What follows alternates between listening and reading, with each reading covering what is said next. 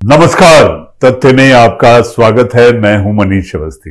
तथ्य में हम आपको बताएंगे नेपाल भारत रिश्तों की। जी हां, नेपाल और भारत के रिश्ते और उसके साथ साथ किस तरह से चल रही है हमारी विदेश नीति और कूटनीति, जानना जरूरी है। नेपाल हमारा पड़ोसी मुल्क है। नेपाल में नागरिकता कानून में एक विवादास्पद संशोधन अमेंडमेंट को राष्ट्रपति रामचंद्र पौडेल ने मंजूरी दे दी है।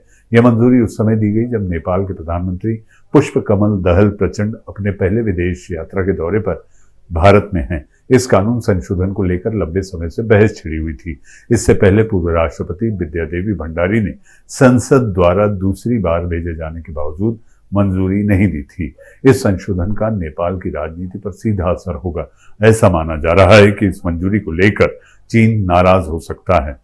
नेपाल के राजनेताओं का कहना है कि इस संशोधन के बाद नेपालियों से शादी करने वाली विदेशी महिलाओं को नेपाल की नागरिकता तुरंत मिलेगी और वे राजनीतिक अधिकार भी पा जाएंगी। यह कानून संशोधन चीन को मंजूर नहीं था। वह पहले भी चेतावनी देता रहा है।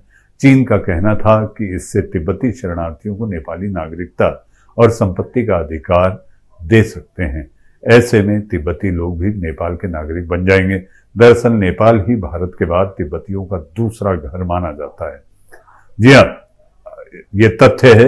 आखिर नेपाल में इतने बड़े बदलाव पर चीन क्या रुख रखेगा?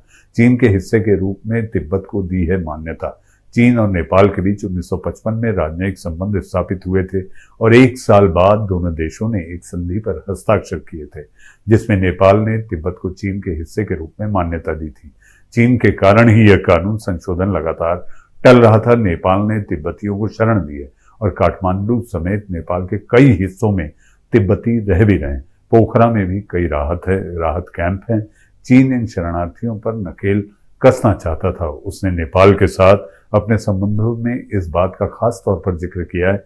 चीनी कम्युनिस्ट पार्टी की प्राथमिकता है कि तिब्बती शरणार्थी समुदाय पर नियंत्रण हो, कंट्रोल हो। चीन को डर लगता है। तथ्य में आज के लिए फिलहाल इतना ही। नमस्कार।